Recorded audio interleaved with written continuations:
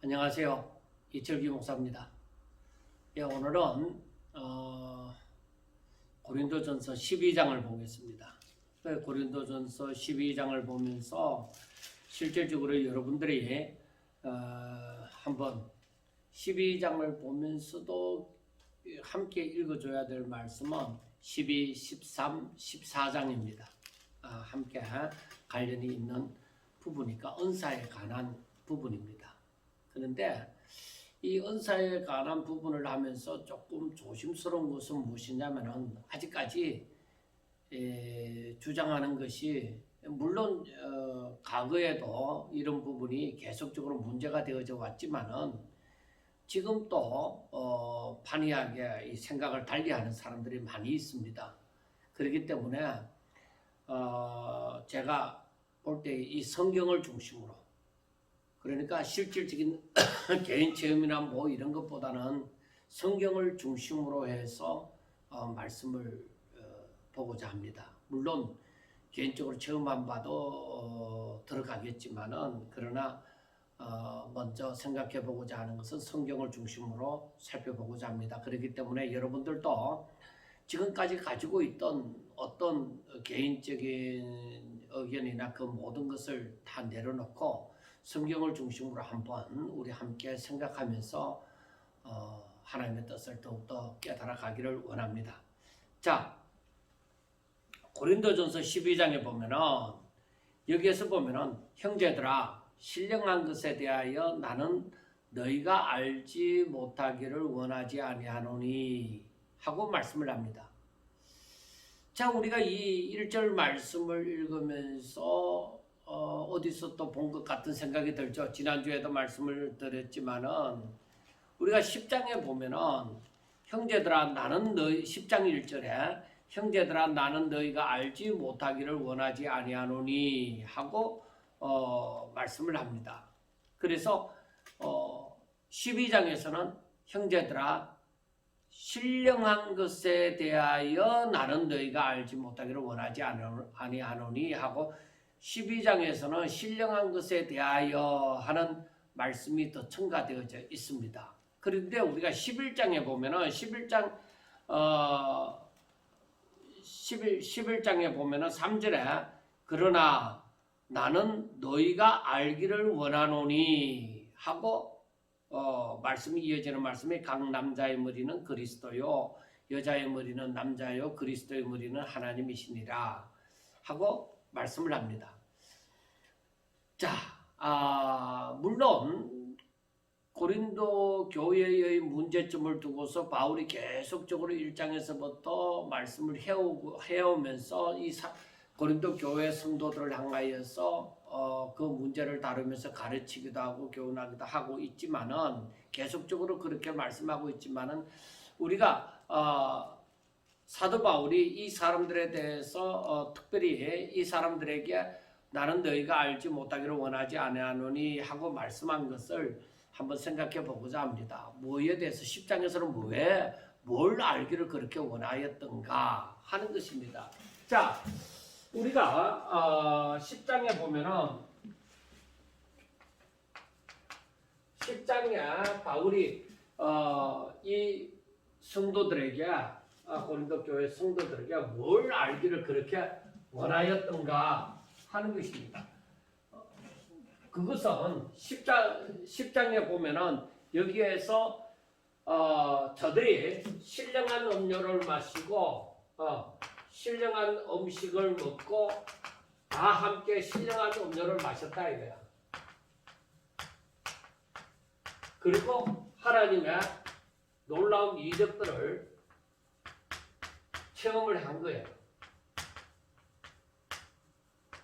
이러한 것들을 체험을 했지만은 그런데 결국에 어떻게 되어졌느냐? 저들의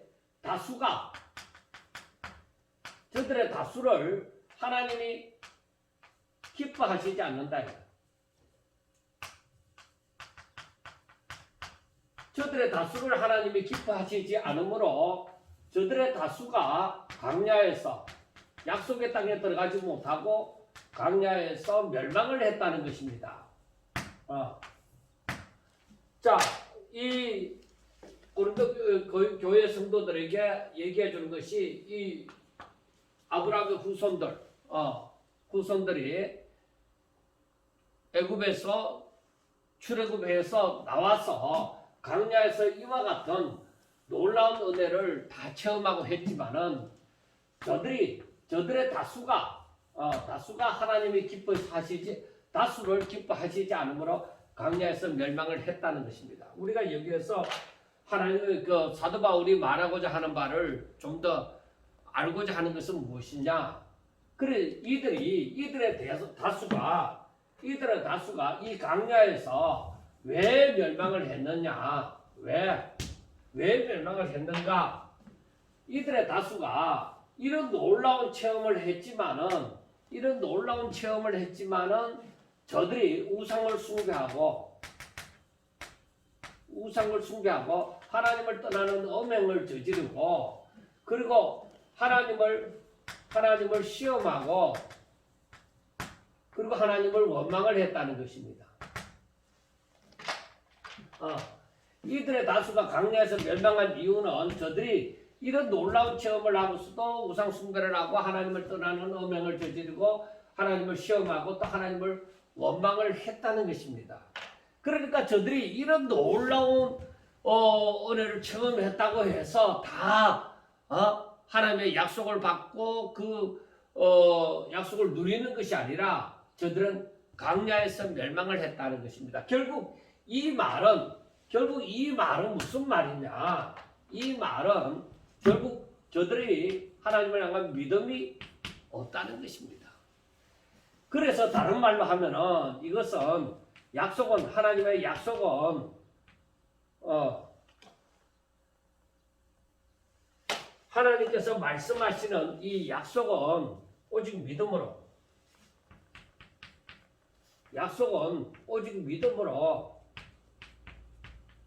누리게 되어진다는 것을 말씀을 해주고 있습니다. 그래서 사도 바울이 말하는 바, 이들에게 교훈하는 바가 무엇이냐? 저들이 얼마든지 이러한 시험 가운데 빠져서 이러한 짓을 하지 아니하고 얼마든지 저들의 믿음이 성장하여 약속의 땅에 들어가서 누릴 수 있는 복이 있었단 말이에요. 왜? 하나님께서는 감당하지 못할 시험을 허락하지 아니하시고 또한 피할 길을 내서 능히 감당하게 하신다는 거예요. 하나님께서 저들을 멸망하게 하고자 시험하시는 게 아니에요. 저들을 약속의 땅을 주시려고. 그래서 우리에게 고난이 다가올 때라도 절대로 자만하지 아니하고 끝까지 하나님을 의존하도록 하는 것이죠. 그래서 선줄로 여기에서 보면은 10장에서 보면은 그 말씀이 선줄로 생각하는 자는 넘어질까 조심하라. 선줄로 생각하는 자는 넘어질까 조심하라 하고 말씀을 하시는 거예요. 선줄로 생각하는 자는 넘어질까 조심하라. 그러니까 이 고린도 교회 성도들이 그렇게 뭔가 조금 알고 있고 뭔가 자기가 좀 더 체험하고 뭔가 자기가 다른 사람보다 좀 더 낫고 할 때에 다른 사람을 무시해버리고 결국은 자기들끼리 마음 맞는 사람끼리 당을 만들어서 결국 교회 안에 이 분쟁을 일으키는 그러한 것이 되어진 것. 거기에 대해서 사도 바울이 말하는 바가 뭐냐면은 확실하게 너희들은 이 사실을 알아라. 너희들이 좀 잘났다고 해서 너희들이 하나님의 기뻐하시는 자인 줄 아느냐? 아니다. 뭔가 이런 놀라운 체험을 해도 그들의 다수가 다 광야에서 멸망했다는 것을 꼭 기억해라. 그래서 너희들이 기억하는 바로는 오직 너희들이 선줄로 생각하면 넘어질까 조심해라. 바로 이 말입니다.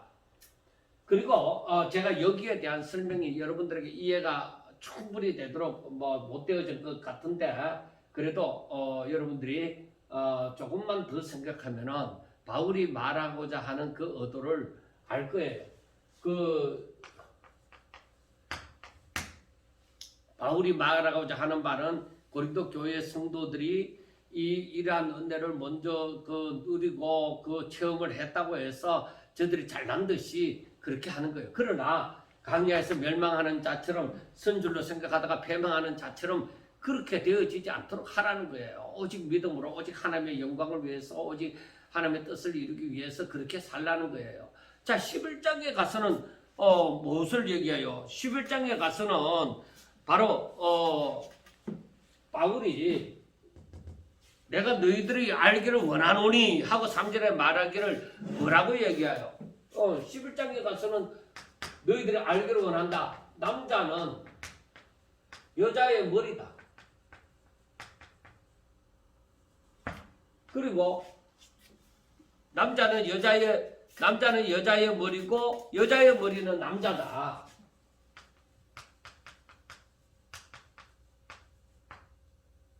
머리는 남자다. 그리고 남자의 머리는 그리스도이다. 남자는 여자의 머리고 잘 같은 말을 썼네요.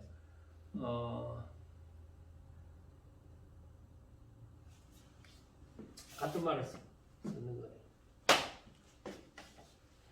남자는 여자의 머리라는 말이란 여자의 머리는 남자의 말이 여자의 머리는 남자라는 말이가 같은 말이고. 자, 그 다음에 여기서 보면은 그러면은 그리스도의 머리는 하나님이시다.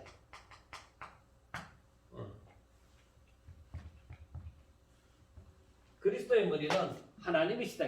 그러니까 여자의 머리는 남자이고 남자의 머리는 그리스도이고 그리스도의 머리는 하나님이시다는 거예요. 이것을 너희들이 알아라. 그래, 이거는 뭐를 얘기한다고 했어요? 바로 이것은 하나님의 질서 만들어 놓으신 질서다. 너희들이 이것을 알아야 된다. 그래서 교회 안에서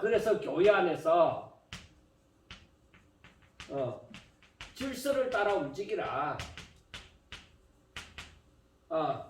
질서를 따라서 오직 머리 대신 하나님의 영광을 위하여, 하나님의 뜻을 위하여,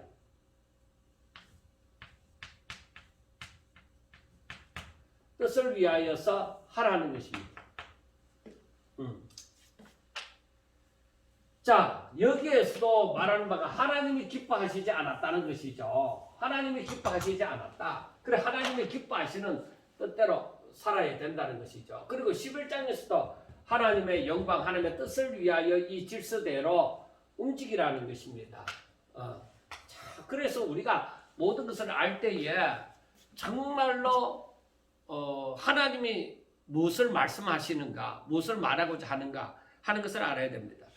자, 12장에 들어왔어도 형제들아, 신령한 것에 대하여,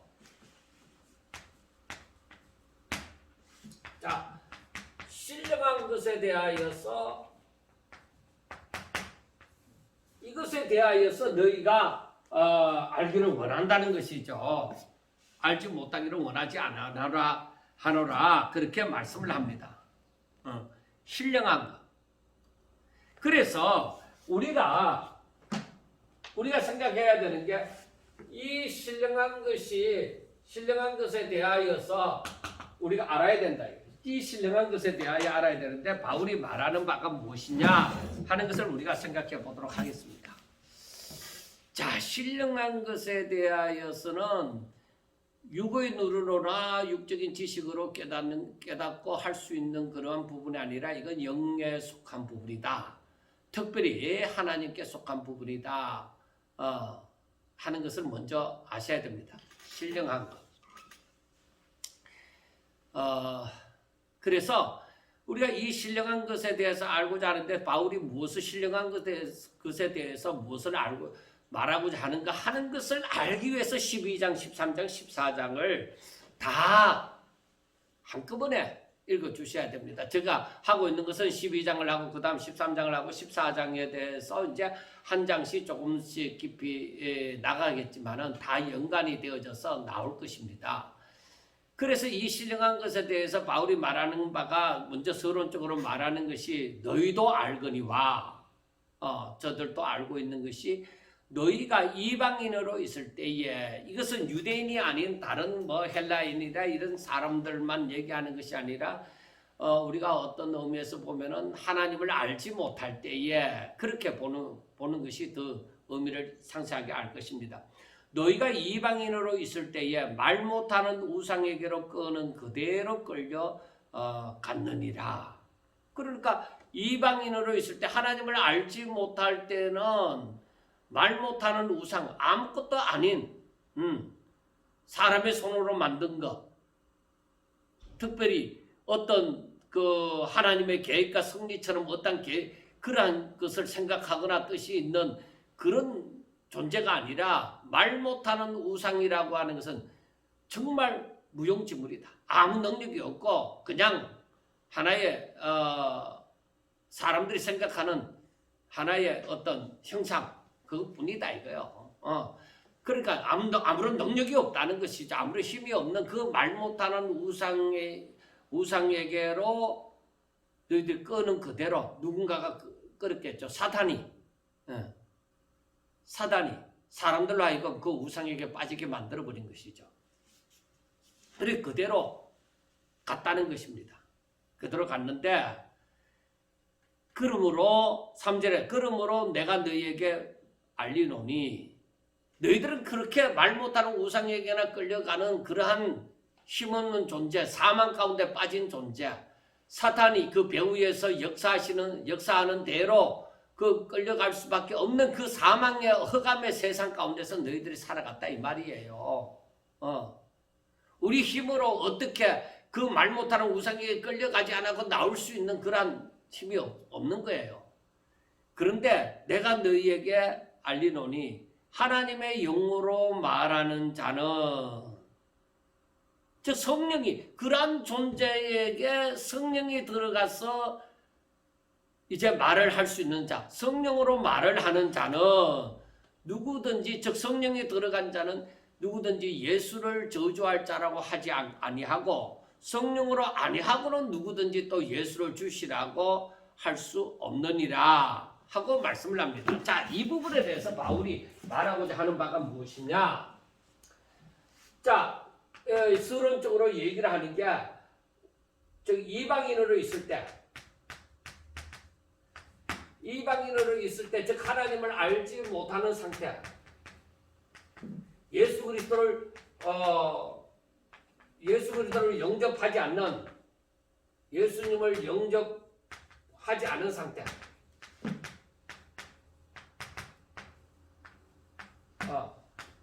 이런 상태에 있을 때는 이 이방인들은 배후야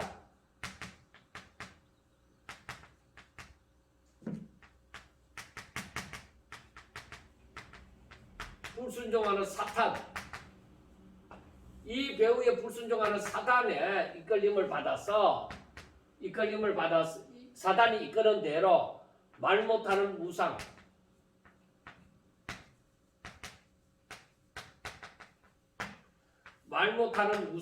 즉 하나님이 말 못하는 우상은 뭐예요? 하나님께서 싫어하시는 바,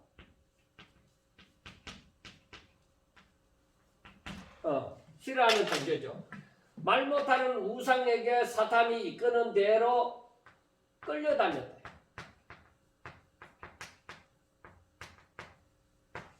왜? 이들이 왜 끌려다녔느냐? 왜? 저들은 사망 가운데 빠져 있어. 사망 가운데 있다 이거야. 그러니까 흑암 가운데 있으므로 저들의 길도 알지 못하고 알 수도 없고 저들이 이 사망 가운데서 빠져나올 수 있는 능력이 없어요. 그러한 능력이 없어요. 그런데 이러한 상태에 있었는데 성령이 즉 성령이 저들에게 있게 되어지는데 이게 뭐냐? 예수님을 영접한 자, 예수님을 영접한 자, 예수님에게로 오고 와서 예수님을 영접한 자들에게는 성령이 그 안에 거하신다. 그러므로 이 성령으로 말미암아서 자, 저들이 예수 그리스도를 영접하고 난 다음, 저들이 예수 그리스도를 영접하고 난 다음에 저들에게 일어나는 일이 무엇이냐? 바로 하나님의 영이신 성령이 저들 가운데 들어오신다는 거죠. 중요한 것은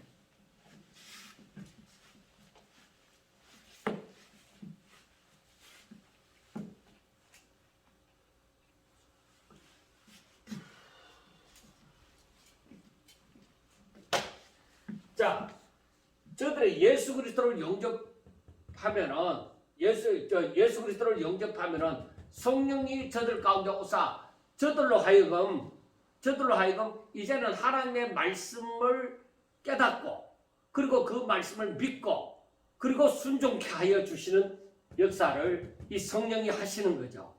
그래서 중요한 것은 무엇이냐? 너희가 예수 그리스도를 영접했느냐 이거예요. 그래서 이 성령으로 이 성령으로 말미암아서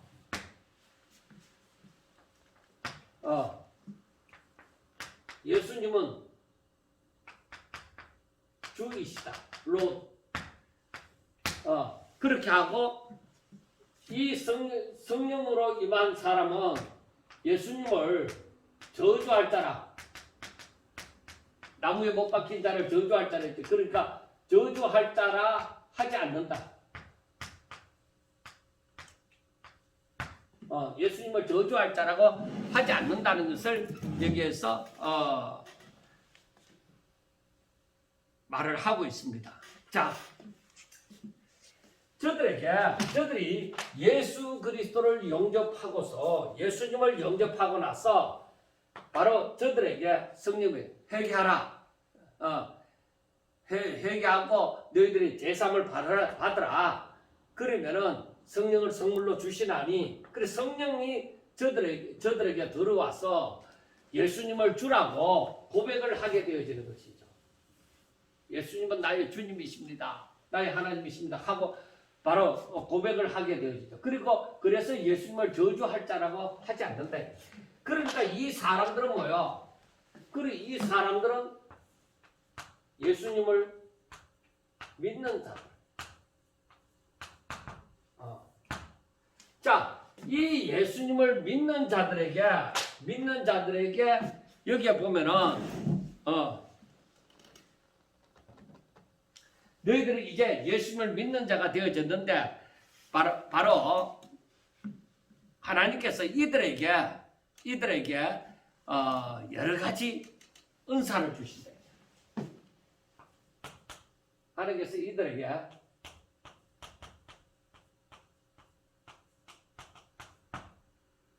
은사라는 것을 선물로 주신다. 성령의 선물로 은사라는 것을 주신다. 그래서 여기에서 보면은 이러한 사람들에게 하나님께서 은사도 주시고 직분도 주시고 그리고 사역을 하게 하신다. 일하게 하신다. 자, 은사는 성령으로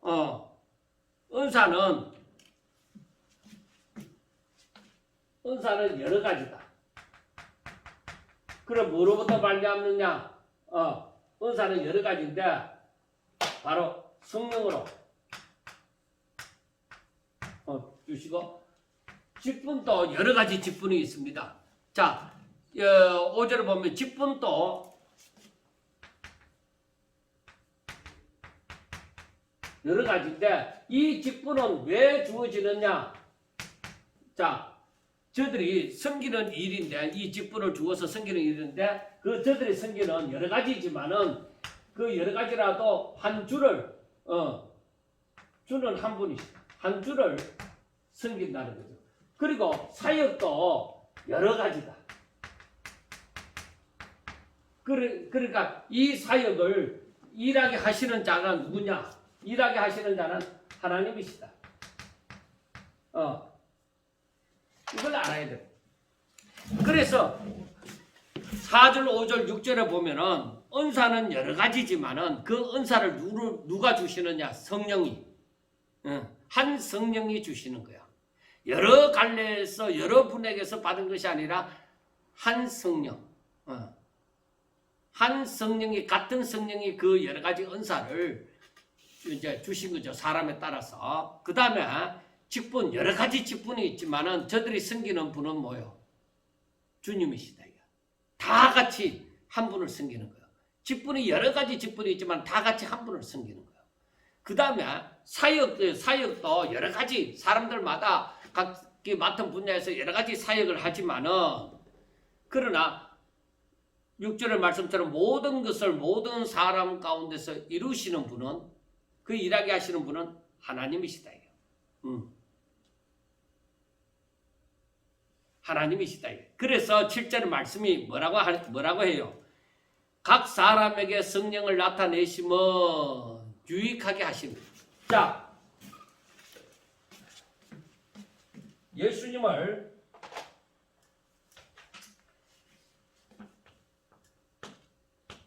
믿는 자, 영접한 자들에게 하나님께서 성령을 선물로 주셨습니다. 이 성령을 선물로 주셨는데 이 이유가 무엇이냐? 성령을 주신 이유가 무엇이냐? 그 성령으로부터 다 말미암는 거죠. 그러니까 이 성령을 선물로 주신 이유가 무엇이냐? 그것이 바로 7절 말씀에 있는 것처럼 각 사람에게 성령을 나타내시면 유익하게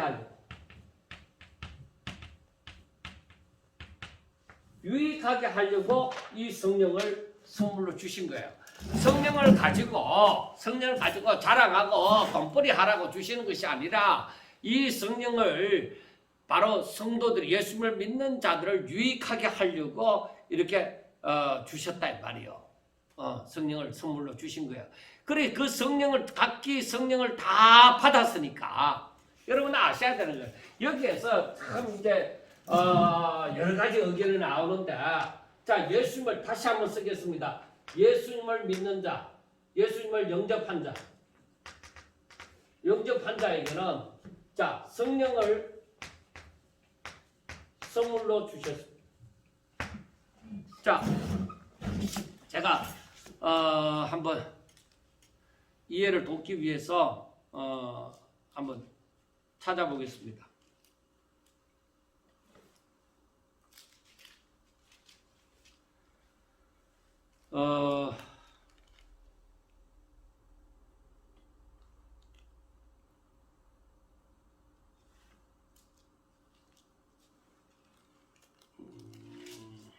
뭐든지 생각하려고 하면 갑자기 까먹어버려요. 자, 38절, 사도행전 2장 38절. 자,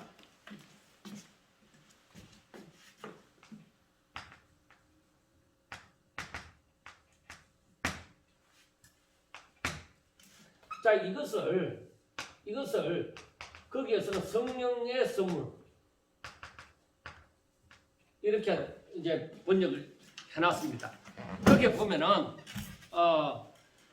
베드로가 이르되 너희가 회개하여 각각 예수 그리스도 이름으로 세례를 받고 제사함을 받으라. 그리하면 성령의 선물을 받으리니 이 약속은 너희와 너희 자녀와 모든 먼데 사람 곧 우리 하나님이 얼마든지 부르시는 자들에게 하신 것이라 하고 말씀을 했습니다. 자, 그런데 성령의 선물을 받으리니 하고 말씀을 했어요. 자, 그때는 다른 번역하기 또 나름인데 성령을 선물로 받으리니 하고 얘기합니다. 자, 어느 말씀으로 번역을 하든지 그 중심의 의미는 같은 줄 압니다. 자, 그러면은 여기에서 보면은 성령의 선물이라고 하든지 성령을 선물로 받았다든지 이게 같은 말이에요. 다 성령에게서 나온 것이라 이 말이에요. 예수님을 영접한 자들에게. 자, 그렇다고 보면은 성령의 선물이 성령으로부터 말미암는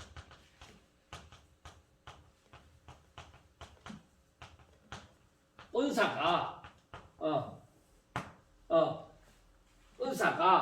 모든 자들에게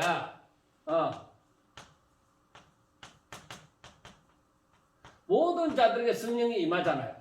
모든 자들에게 성령이 임한다. 그래서 모든 자들에게 주신 것이다. 여러분, 요 말씀을 잘 새기면서 우리가 성경을 봐야 돼요.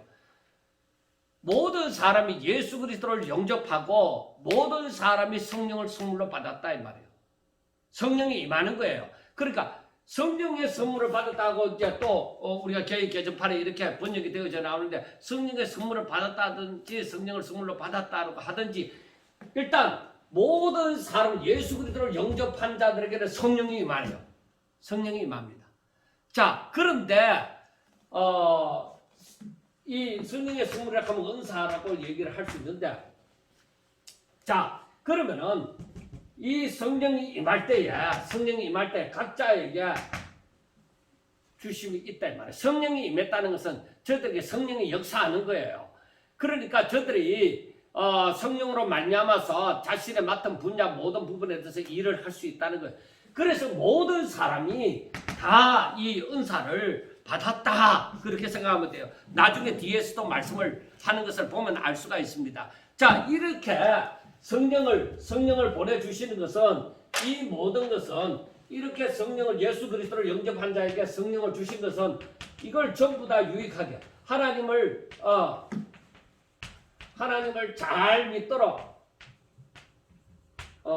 하나님 앞에 하나님께 영광을 돌릴 수 있도록 이렇게 저들의 삶에서 저들의 본분을 잘 감당할 수 있도록 그렇게 이제 유익하게 하시는 거예요. 자, 그 다음에 8절부터 보세요. 어떤 사람에게는 자 8절부터 한번 여러분들이 한번 지금 보시기 바랍니다.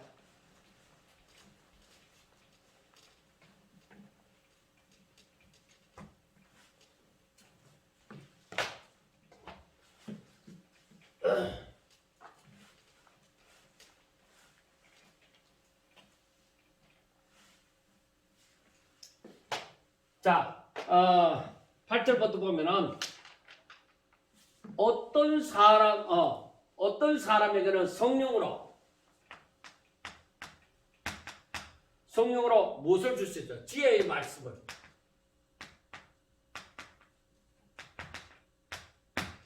어떤 사람에게는 같은 성령으로 뭘 주셨어요? 지식의 말씀을. 자, 그 다음에 9절에 다른 사람에게는 같은 성령으로 믿음을. 자, 어떤 사람에게는 한 성령으로 병 고치는 은사를.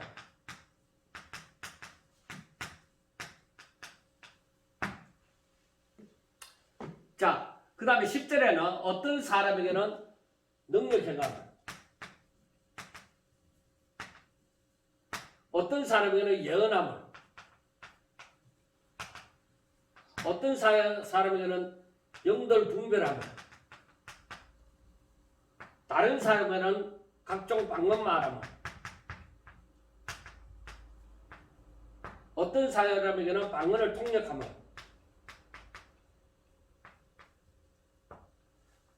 자, 이 모든 일은 자 여기에서 여러분들 한번 보세요. 11절에 이 모든 일은 이렇게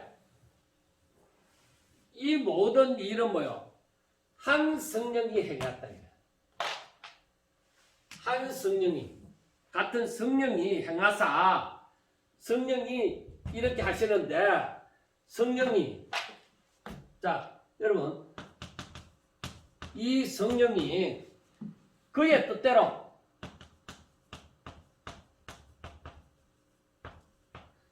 뜻대로 각 사람에게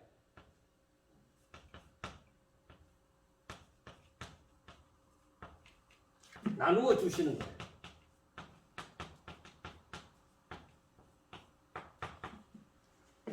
자, 이렇게 성령이 그의 뜻대로 각 사람에게 나누어 주시는데 이것은 다 하나님께서 유익하게 하시려고 그의 뜻대로 이러한 은사를 각 사람에게 따라서 이 은사를 베풀어 주셨다 이 말이에요. 그런데 사람들이 9가지 은사, 12가지 은사 뭐 이렇게 얘기를 하지만은 사실 그 은사가 9가지가 아니고 12가지가 아니라 우리가 세분할 수 없을 정도로 많습니다. 각자에게 주어진 은사는. 그래서 우리의 지체가 많듯이 그 은사도 많은 거예요. 그래서 어떤 사람들이 9가지 성령의 은사는 9가지입니다. 성령의 열매는 9가지입니다. 12가지입니다 하고 얘기를 하지만 실질적으로 우리가 여기서 적힌 게 이렇게 적혀서 그렇지 전부 다 여러 가지 각 사람에게 각양각색의 은혜를 주시고 은사를 주셨다 이 말입니다. 이 모든 것은 유익하게 하려고 우리가 분명하게 알아야 되는 게 고린도 교회 성도들에게 바울이 전하고자 하는 것은 분명하게 말하는 것이 유익하게 하려고 그걸 알아야 돼요. 유익하게 하려고 하셨다 이 말이에요. 은사에 대해서 자꾸만 다르게 생각하지 마세요. 은사는 유익하게 하기 위하여 주어진 것이지 그것이 말씀보다 앞서고 그거 아니에요. 오히려 성도들에게 있어서 제가 이 부분을 지우고 한번 말씀을 드려야 되겠습니다. 이것은 너무 중요한 부분이다 보니까 왜냐하면은 사람들이 이 부분 때문에 지금까지도 이러한 잘못된 것으로 인하여서 매여 살아가는 그러니까 더 넓은 세상 하나님의 기쁘신 뜻을 알지 못하고 살아가고 있기 때문에 제가 볼 때에 조금 안타까운 부분이 있습니다. 실제적으로 제 자신 또한 그러한 가운데 있다가 이제 제가 깨닫게 되어진 것이죠. 좀 더 깨닫게 되어진 것인데 우리가 성경을 보면서 성경을 잘 어느 한 곳에 이제 편집되어지지 아니하고 성경을 계속 보면서 참고해 나가다 보면은 이 하나님의 기쁘신 뜻을 이제 점점 더 깨닫게 되어지는 것이죠.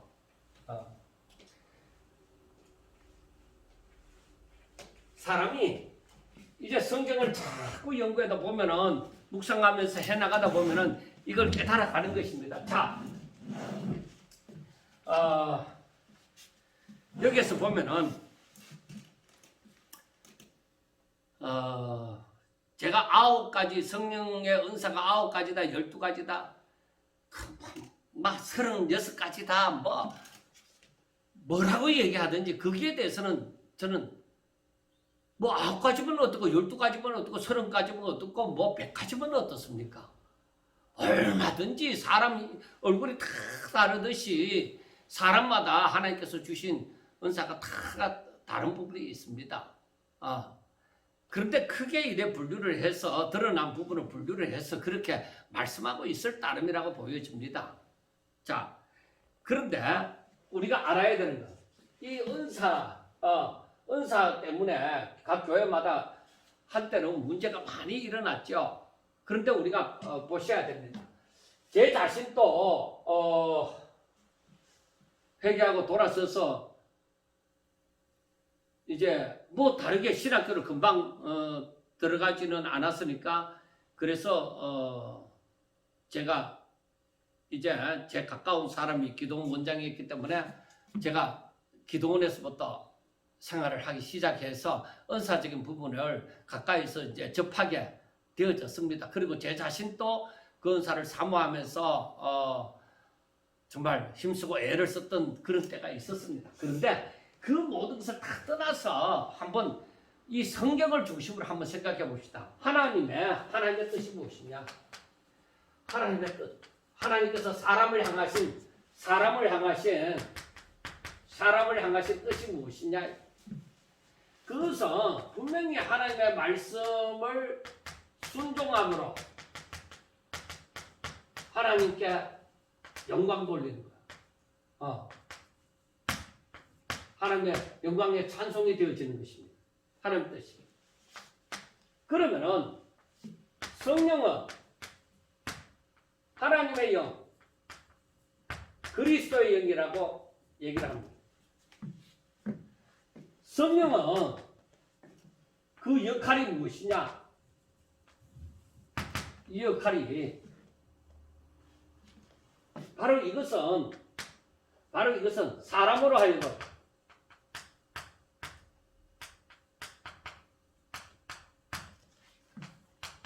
하나님의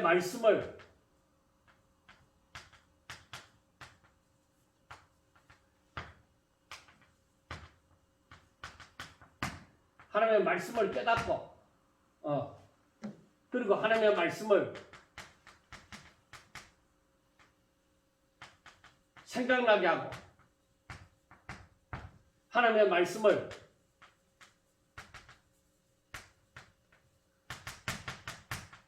순종케 하기 위하여서 결국에는 이렇게 하기 위하여서 사람으로 하여금 이렇게 하기 위해서 왜? 말씀을 순종하여 하나님 앞에 영광을 돌리는 것이 하나님의 뜻인데 사람이 그리 성령의 역사가 성령이 사람들 가운데 이 보혜사로 오시면 바로 하나님의 말씀을 순종케 하기 위하여서 오셨다 이 말이요. 자 그러면은 하나님의 계획이 있습니다. 그래서 섭리를 따라서 예수님이 오셨습니다. 그 사람을 창조했다 이 말이요. 그리고 예수님이 오셨습니다. 그 다음에 예수님이 성천하시고 성령이 오셨습니다. 자, 예수님은 뭐야? 곧 말씀이시다. 그리고 성령이 오시면 말씀을 순종케 하기 위하여. 그런데 하나님의 계획은 뭐예요? 사람이 하나님을 믿고 하나님의 말씀을 순종케 하고자 하는 거예요. 그래서 예수님이 오시면 말씀이 땅에 오셨다는 거고 성령이 오시면 사람들로 하여금 이 말씀이 순종하기 위하여 오셨다 이 말이에요. 그렇다면은 성령이 사람들에게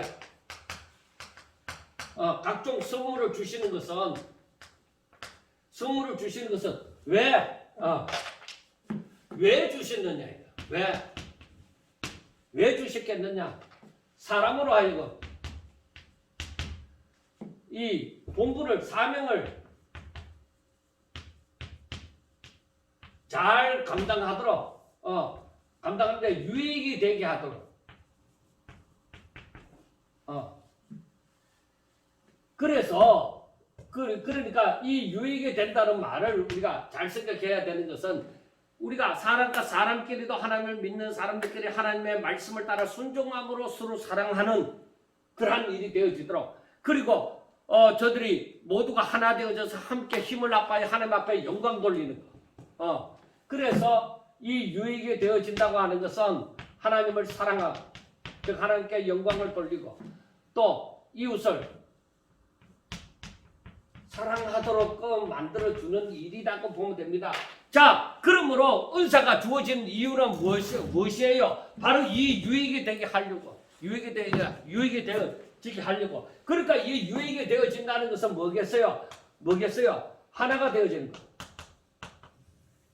그 공동체.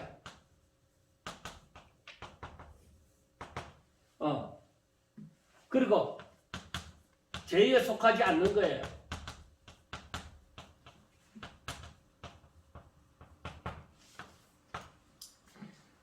오히려 영적인 삶을 하나님의 사람, 영적인 삶을 영적인 삶을 사는 게 하나님 보시기에 아름다움, 하나님이 기뻐하시는, 그러니까 이것은 하나님이 기뻐하시는 삶.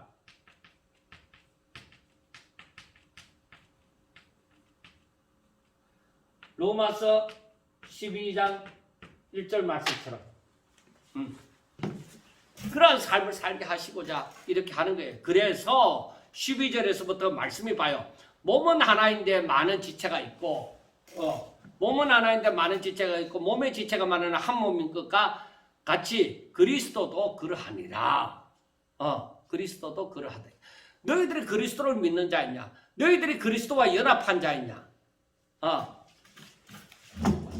자, 물론 요한복음 15장에서도 말씀이 되어져 있지만은 그리스도도 그러하니라.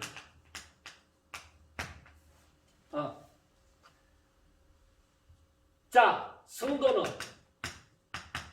그리스도와 연합한 자. 그와 함께 십자가에 못 박히고 그와 함께 다시 살아나신 거예요. 자, 성도는 그리스도와 연합한 자.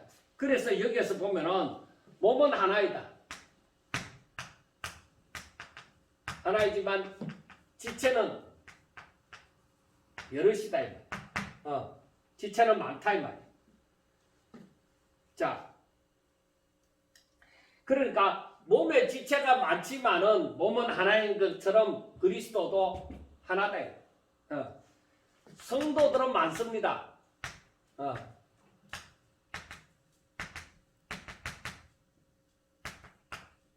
그러나 그리스도는 하나다.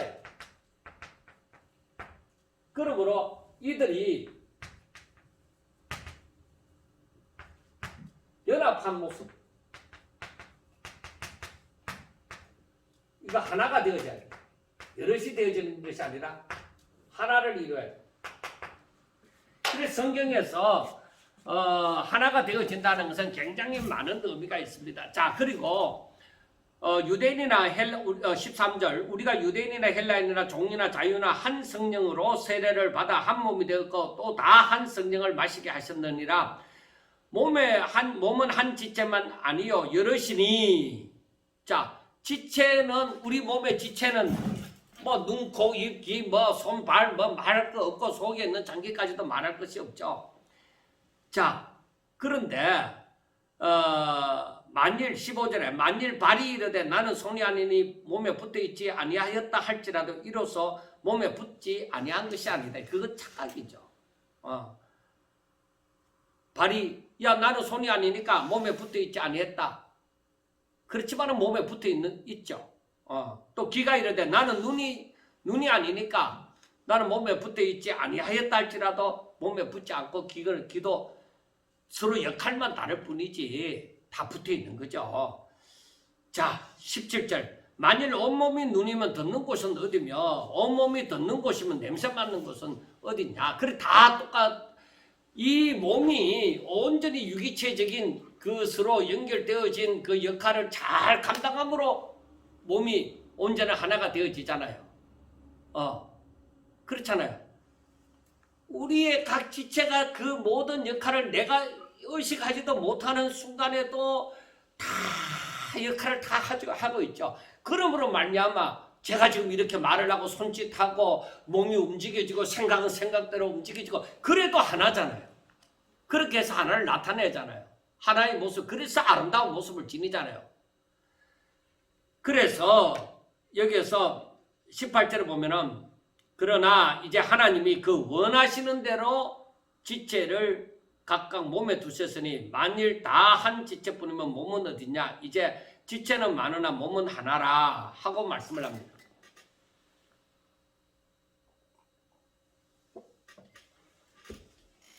자, 우리가 알아야 되는 것이 하나님이 그 원하시는 대로. 자, 지체가 여럿입니다. 근데 몸은 하나입니다. 그렇지만 하나님께서 원하시는 대로 대로 다 하셔서 완전함을 이루셨다. 자, 우리가 여기에서 생각해야 되는 것이 하나님께서 원하시는 대로 했다. 그런데 이 하나님은 뭐예요? 완전하신 하나님, 전능하신 하나님.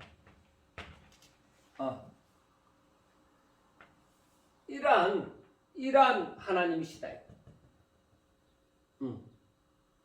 그래서 하나님이 만드신 것은 그 어떤 것 하나 하다못해 우리가 자연 만물을 바라보더라도 하나님께서 다 완전하게 완벽하게 하나님이 보시기에 아름답도록 다 만드신 거예요. 그래서 우리가 그 모든 사람도 마찬가지고 그 모든 이치를 다 깨달아 볼 때에 하나님 앞에 두 손 두 발 들 수밖에 없고 하나님 앞에 무릎을 꿇을 수밖에 없게 되어지는 것이죠. 그래서 21절 말씀이 눈이 손들어 내가 너를 쓸 데가 없다 하거나 또는 머리가 발들어 내가 너를 쓸 데가 없다 하지 못하리라. 그러니까 하나님께서 원하시는 대로 다 그 배분을 그 위치 각 지체의 위치를 다 만들어 놓은 거예요. 그래서 내가 너를 쓸 데 없다 말하는 것은 이건 그 쓰임새를 하나님의 뜻을 다 깨닫지 못하는 것이죠. 쓸데없는 것이 없는 거예요.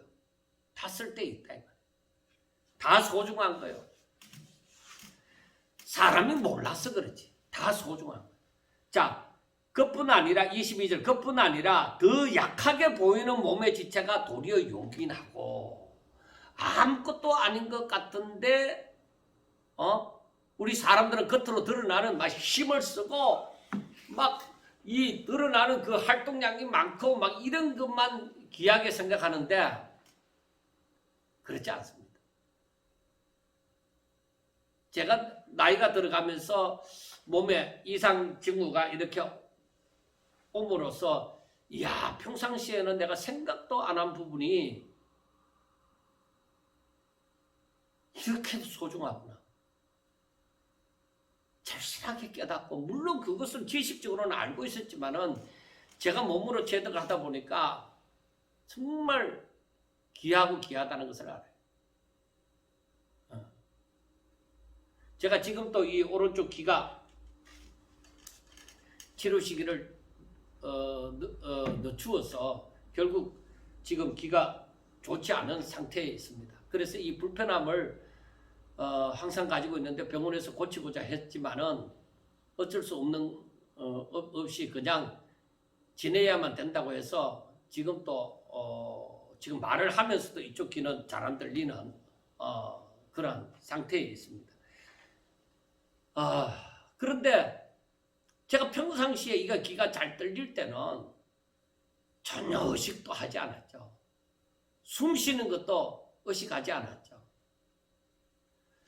제가 아주 생각도 안 한 부분들을 지금 나이가 들어가면서 하나하나 지금 느끼고 있어요. 너무나도 소중한 숨 쉬는 거. 여러분 평상시에 의식합니까? 숨 쉬는 거 의식 못 하잖아요. 근데 제가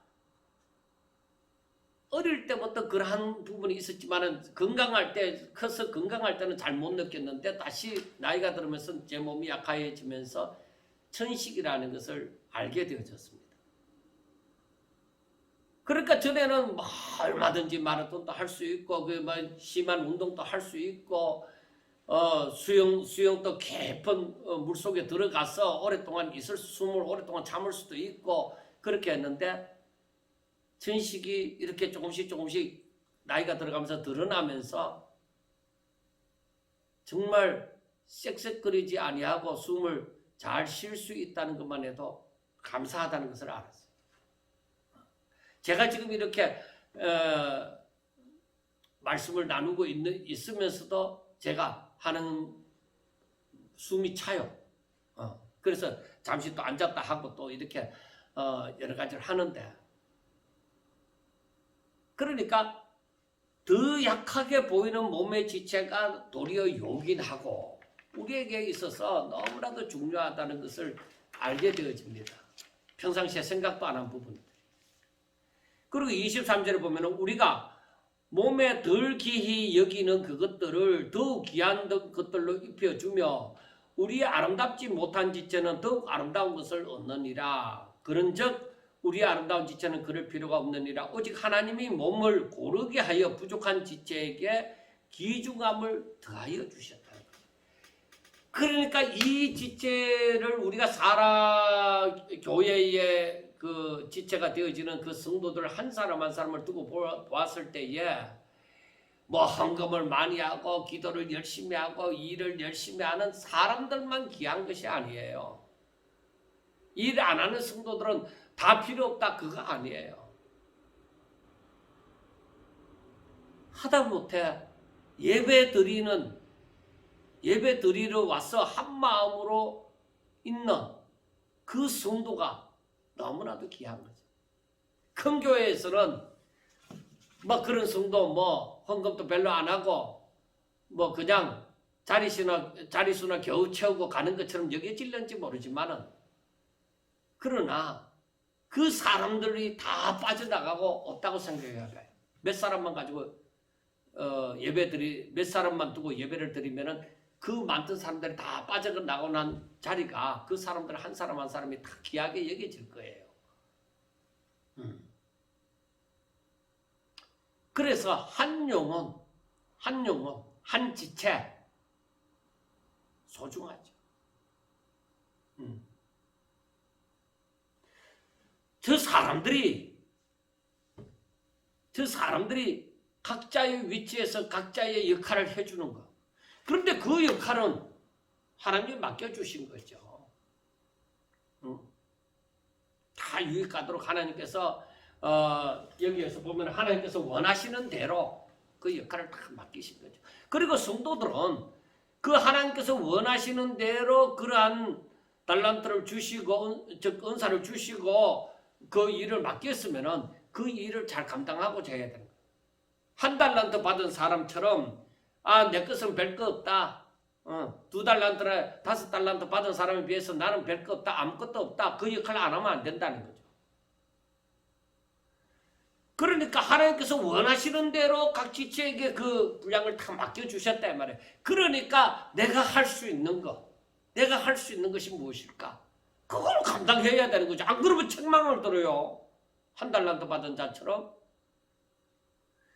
그러니까 우리가 나이가 들어도 뭐 어떤 일이 일어나더라도 오직 하나님을 바라보며 그렇게 영광을 돌리고자 해야 되는 거예요. 그래서 교회가 즉 그리스도를 머리로 한 몸을 이룬 이 공동체가 서로 협력하여 조화를 이루어 나가는 그런 모습이 됐어야 된다는 거예요. 그래서 그렇게 되어질 때에 25절에 그래서 몸 가운데서 분쟁이 없고 오직 여러 지체가 서로 같이 돌보게 하셨느니라.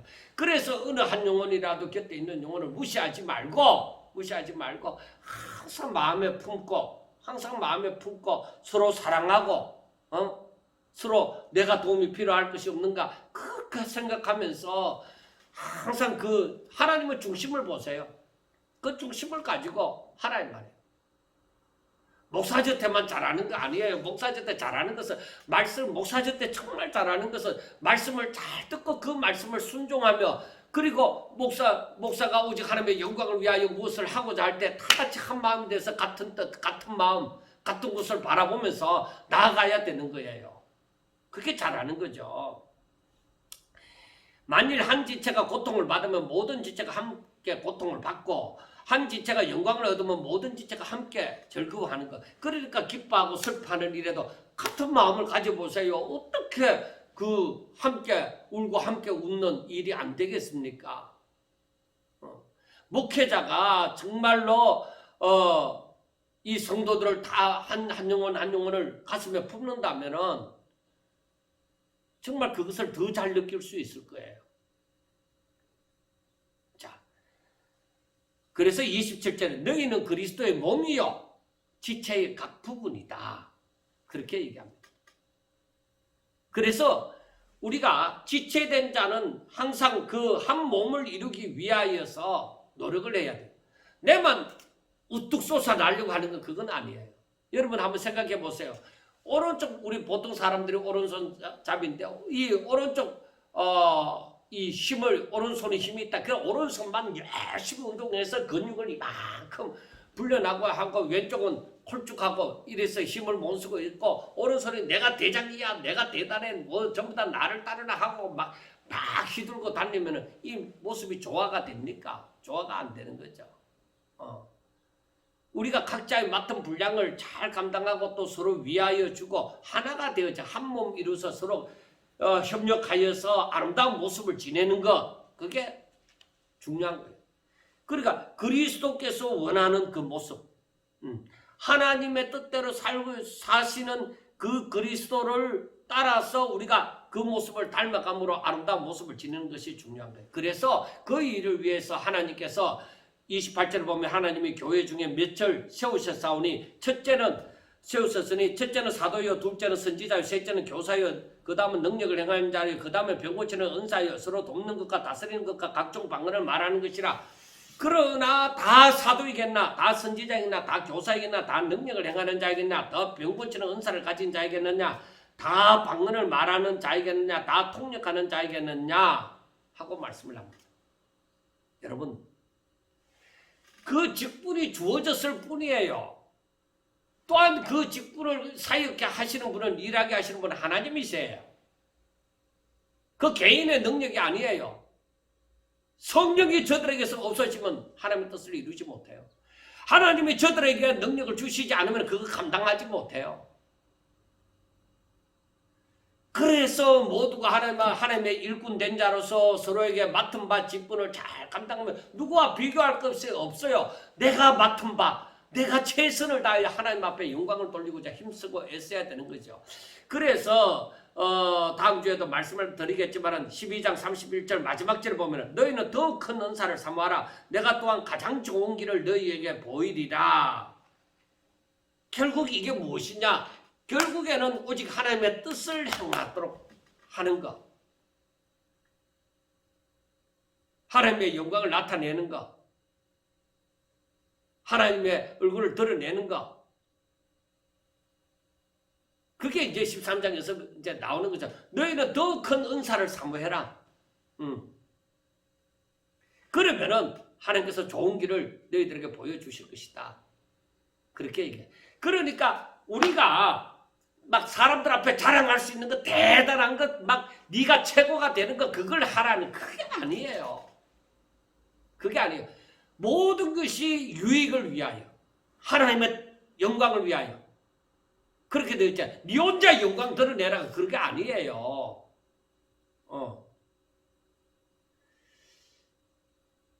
제가 다음 시간에 또 말씀을 드리겠지만은 자기 혼자 잘났다가 하고 하는 거 그런 거 아닙니다. 정말 아름다운 모습, 정말 좋은 은사가 무엇인지 우리는 그걸 사모하고 그래서 내가 그런 좋은 은사를 가졌을 때에 정말로 하나님 앞에 더욱더 영광 돌리는 거 그거예요. 그게 뭘까요? 이제 13장으로 넘어가 보면은 이제 나오는 거죠. 그게 하나님 영광을 하나님 뜻을 이루는 거예요. 그래서 신령한 것은 정말로 이것은 하나님을 믿는 삶에서 도움을 주는 유익한 것입니다. 그러나 그것이 유익되는 것이 못한다면 그것은 이상한 것입니다. 은사를 받았다고 생각하면서 고린도 교회처럼 오히려 분쟁을 일으키고 서로 잘난 척하고 하는 건 그건 아니다 이거예요. 오직 성령으로 말미암아 신령한 것은 오직 성령으로 말미암아 주어지는 것이고 하나님의 뜻을 이루는 것이고 하나되게 하는 것이고 서로 사랑하게 하는 것이고 많은 사람이 하는 일 중에 한 부분을 감당하는 것이에요. 고린도 성도들이 이런 신령한 것을 알아야만 한다는 것이죠. 신령한 것이 바로 이런 것이다. 신령한 것은 바로 이런 일을 한다. 신령한 것은 바로 이렇게 유익이 되어져야 된다. 신령한 것을 받았으면 하나가 되어져야 되고 신령한 것을 받았으면 서로 유익해야 되고 서로 사랑해야 된다. 그겁니다. 지 잘났다고 하는 거 그거 아닙니다. 야, 네 눈이 없으면은 내 이 눈이 없으면 너가 어떻게 뭐 손이 있든 발이 있든 너 어떻게 움직일 것이냐 그렇게 말하는 거 아닙니다. 그래서 내 눈이 최고야. 그리고 손이 말하기를 야, 네 아무리 본다 하더라도 내 팔에 힘이 없으면 내 손에 이 힘이 없으면 너 어떻게 할 건데? 내가 더 잘났어. 그런 거 아니라는 것입니다. 그래서 우리가 이 12장에 대한 말씀을 잘 이서론적인 걸 잘 알고 13장과 14장 말씀을 볼 때에 더욱더 이 은사적인 부분에 대해서 그리고 하나님의 뜻을 더욱더 깊이 크게 깨닫는 그러한 은혜가 넘치시기를 주의 이름으로 축원합니다. 감사합니다.